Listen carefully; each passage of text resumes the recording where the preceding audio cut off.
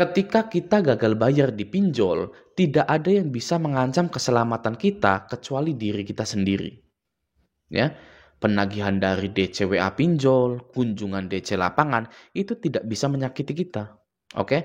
Karena salah satu prinsip dari pinjol itu uang tanpa jaminan, ya, pinjaman tanpa jaminan. Jika tidak ada yang dijaminkan, lalu pinjol ini mau apa gitu loh. Ya, pinjol ini bisa apa? DC ini mau apa?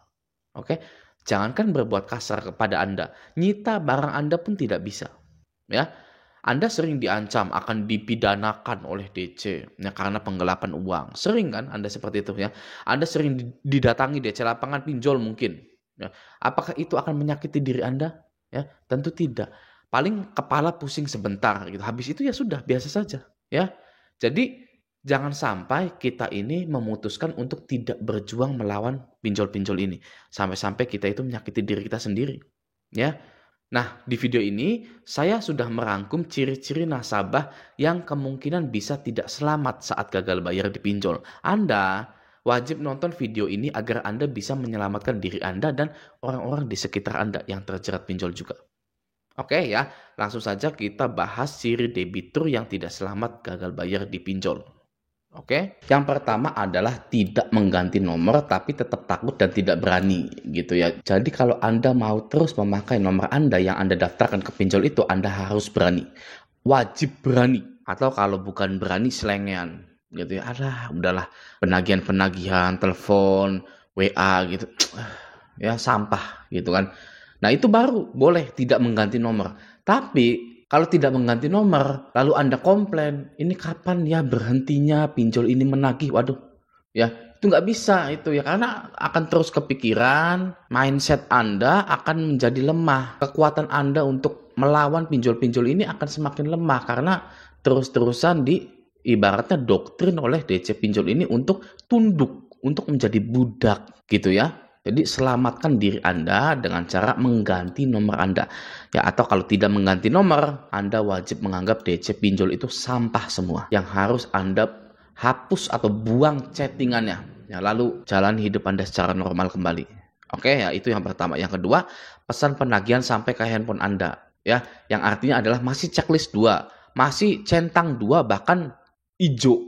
Ketahuan Anda itu membaca pesan penagihan dari DC-DC tersebut. Jadi, nah itu, Anda akan dianggap masih bisa ditagih, masih bisa disebar data agar cepat membayar, masih bisa ditelepon kantornya, ditelepon kondarnya, dimarahin kondarnya, agar Anda cepat membayar. Kalau DC ini di hari pertama menghubungi Anda, sudah WA Anda atau HP Anda sudah tidak aktif, maka dia akan langsung menghubungi kondar Anda di saat itu juga. Ya. Jika kondarnya tidak aktif atau mengaku tidak kenal, mereka akan menganggap Anda adalah pro player pinjol ya, atau pro player gal buyers. Gitu. Wah, ini sudah pro ini. Ya. Udah nggak bisa ketagih. Oke. Kalau Anda sudah dicap tidak bisa ketagih, maka hutang Anda cepat atau lambat akan segera auto lunas, otomatis lunas sendiri.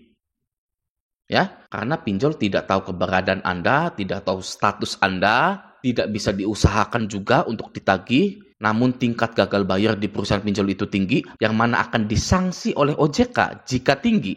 Maka dari itu, pinjaman Anda akan segera auto lunas. Jika pesan penagihan ini tidak pernah sampai ke handphone Anda, langsung checklist 1. Ya, tidak bisa ditelepon juga. Gitu, oke. Lanjut nomor 3, balas pesan penagihan dan kalah debat. Ya, sudah membalas, ya, Andanya kalah debat lagi. Nanti pikiran ini gimana, itu gimana gitu kan. Kita kan semua ini terutama laki-laki itu kan pengen selalu menang gitu ya. Di game Mobile Legends kita pengen menang, game Point Blank kita pengen menang ya.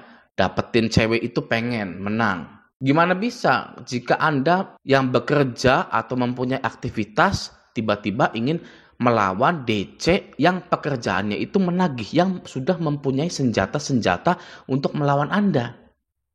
Ya, kecuali Anda membalas pesan penagihan tersebut dengan maksud tujuan bercanda. Nah, jika Anda menang debat, nih ya, ada kalah debat dan menang debat juga, Anda kemungkinan bisa dikirim GoFood, GrabFood, ShopeeFood, dan lain-lain. DC ini sudah tahu Anda tidak mau bayar, maka dari itu mereka mengerjai Anda. Nah, sehari bisa 5 kali besoknya juga dikirim lagi. Kan sudah ada kasusnya seperti itu. Ya, jika Anda itu menang debat. Oke, orang yang dikirim GoFood, GrabFood dan lain-lain itu pasti menang debat. Ya, DC-nya itu ngerasa terhina, merasa kalah. Ya, maka dari itu jangan pernah membalas pesan penagihan. Oke, lanjut nomor 4, menjanjikan pembayaran. Nah, ini nama Anda akan di stabilo hijau dan selama beberapa bulan Anda akan ditagih terus-terusan. Karena Anda menjanjikan pembayaran, terkecuali Anda ngebohongin DC tersebut. Oh iya, saya akan bayar jam 12. Seperti saya juga dulu seperti itu. Ya, mau ngerjain DC. Saya bayar jam 12 siang. Tunggu ya. Ya udah oke, Pak. Nanti Mas jam 1 deh gitu ya. Lalu sudah jam 1. Nanti Mas jam 2. Ya, udah jam 2. Nanti Mas jam 3 terus saja gitu ya. Itu saya ngerjain DC. Pernah seperti itu. Ya, nah tapi kalau Anda tidak berani ngerjain DC dan lain-lain, jangan pernah menjanjikan pembayaran kepada DC WA maupun DC lapangan, karena Anda akan terus-terusan dihantemi, ibaratnya digebugin terus oleh DC tersebut. Oke. Selanjutnya nomor 5, bayar perpanjangan dulu. Ya, bayar denda dulu, lalu bayar bunga dulu. Nah, ini yang jadi malapetaka dalam hidup Anda yang tidak akan bisa selamat. Ya, ciri debitur yang pasti tidak akan selamat adalah bayar perpanjangan, bayar denda, bayar bunga dulu. Bayar-bayar seperti ini tidak akan mengurangi hutang pokok Anda. Oke? Selanjutnya, mendengarkan saran DC. Nah, mendengarkan saran DC itu ya tadi, Bapak harus perpanjang dulu, Pak. Ya, nggak ada duit, Mas. Sayangnya, Mas. Ya sudah, jual aja. TV-nya gimana, Pak? Wah, iya ya. Ya sudah, oke, saya nanti jual dulu deh. Gitu kan. Saya nggak ada nih TV-nya nih. Ya kan. Apalagi kurang nih. Saya masih punya ayam. Gitu kan. Saya jual ayam dulu ya. Ya boleh Pak, silakan. Gitu kan. Itu mendengarkan saran DC yang sangat konyol sekali. Ya. Nah, ada lagi DC ini pasti menyuruh Anda untuk pinjol ke aplikasi yang lain. Ya. Ya udah Pak, pinjol aja ke sini Pak. Pinjol lagi ke situ Pak. Gitu kan. Nanti kalau udah dapat uangnya bayarin ke kita. Itu ya. Nah, itu sangat tidak benar ya dan tidak boleh dilakukan. Oke, jadi jangan mendengarkan saran DC. Ya, DC lapangan juga nggak perlu. Ya, DC lapangan, Pak, nanti saya 2 minggu lagi akan datang ke sini Pak, kalau belum bayar ya sudah datang saja gitu. Nggak apa-apa, saya nggak ada uang, silakan saja gitu. Oke. Nomor 7, minjol lagi atau gestun untuk bayar utang, kali lubang tutup lubang. Nah, ini adalah ciri debitur yang tidak selamat. Dalam kepanikannya minjol lagi, gestun untuk bayar utang, kali lubang tutup lubang gitu. Bahkan ada yang lebih parah, KDBPKB, KD sertifikat tanah, ke KUR ya, kredit usaha rakyat untuk bayar pinjol. Ya, KUR-nya nggak kebayar, leasingnya nggak kebayar, ditarik semua, pinjolnya galbay juga. Waduh ya, enak itu ya. Ya, tapi masih mending sih Anda tidak mengakhiri hidup Anda. Ya, walaupun misalkan itu sudah terjadi kepada Anda gitu ya. Mending ya Anda tidak mengakhiri hidup Anda ya, dan jangan pernah mengakhiri hidup Anda. Oke, Anda masih bisa mendapatkan harta-harta tersebut ya, insya Allah. Oke ya, nomor 8, sosial media nama asli, banyak foto pribadi, keluarga, dan tidak diprivat. Nah, ini sangat berbahaya sekali ya. DC pinjol legal ini sekarang seperti ilegal penagihannya.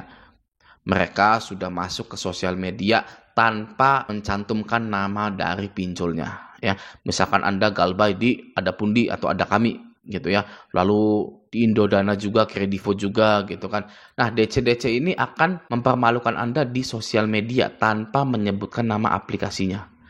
Gitu ya. Maka dari itu, sosial media jangan nama asli, jangan banyak foto pribadi atau hapus semua, kunci sosial media Anda. Kalau bisa bikin lagi aja yang ininya dihapus gitu. Oke. Selanjutnya nomor 9, kondar yang menanggapi dan memberikan janji gitu. Nah, kondar ini Anda jelaskan, silahkan kepada kondar. Jangan pernah mengaku bahwa kenal dengan Anda. Gitu, itu sudah beres kok seperti itu. Oke. Nomor 10, memohon DC agar tidak dikunjungi oleh DC lapangan atau agar DC jangan telepon kantor gitu. Jadi kelihatan lemahnya Anda itu. Ya, nah ini kelemahannya di sini ya. Dia tidak mau dikunjungi oleh DC lapangan atau dia ini tidak mau ditelepon kantornya. Makanya cepetan bayar. Jam 12 ini, jam 1 ini. Kalau nggak akan saya maki-maki kantor Anda. Atau akan kami turunkan 5 orang DC lapangan, kan kami buat ribut di lingkungan Anda gitu. Wah, gitu ya. Jadi DC ini pegang kuncinya Anda gitu ya. Lalu apa Bang yang harus dilakukan? Ya jangan menanggapi. Ya kita jadi misterius saja gitu ya. Jangan sampai DC ini tahu kita. Gitu. Oke, selanjutnya nomor 11 masih login ke aplikasi. Nah, dalam sistem pinjol itu para DC-DC ini bisa tahu bahwa kita ini kapan terakhir kali login gitu ya. Kalau Anda masih login sekarang ini gitu ya, masih buka aplikasi, DC akan menganggap Anda itu masih ingin membayar gitu ya. Karena masih ngecek-ngecek berapa nih bunganya, itunya berapa. Nanti akan masif penagihan Anda. Yang nomor 12 bayar pinjolnya sendiri. Gitu ya. Nah, ini adalah kesalahan. Oke. Kok bisa Bang kesalahan bayar pinjol? Bisa ya. Karena ketika Anda bayar pinjol, Anda akan minjol lagi. Ya. Terus-terusan seperti itu sampai harta Anda habis ya, pinjolnya tetap nggak bisa kebayar. Jadi nanti Anda nol besar. Tidak punya harta, pinjol pun sudah galbay. Sakit hati ujung-ujungnya. Ya. Jadi malah petaka yang sebenarnya adalah bayar pinjol. Kabar buruknya, Anda tidak akan bisa terbebas dari yang namanya pinjol kecuali Anda itu menggagal bayarkan pinjol Anda. Oke, selanjutnya yang terakhir nomor 13 mementingkan slik OJK. Nah, ini ya. Sejak kapan Anda peduli dengan rapot sekolah Anda? SD mungkin masih gitu, SD, SMP udah agak-agak gimana gitu. SMA, waduh, udah nggak tahu lah gitu. Kuliah kan di IPK-nya gitu kan ya. Sejak kapan Anda itu mementingkan rapot nilai Anda? Ya, saya yakin sejak dari dulu kala Anda itu sudah tidak mementingkan nilai-nilai mata pelajaran Anda itu. Ya. Nah, sama juga dengan di slik OJK ini. Gitu, Anda tidak perlu mementingkan nilai rapot Anda, kredit Anda di slik OJK itu. Ya, bodoh amat mau kol 5, kol 4, kol 3, kol 2, kol 1. Ya, tidak peduli. Yang penting saya berhenti minjol. Oke, jadi jangan pernah mementingkan slik OJK. Nah, itulah ciri-ciri debitur yang tidak selamat galbay di pinjol. Oke, semoga Anda bisa memahami hal ini dan juga bisa membantu teman-teman yang sedang gagal bayar di pinjaman online. Oke ya, nah semoga video ini bermanfaat. Sampai jumpa di video selanjutnya.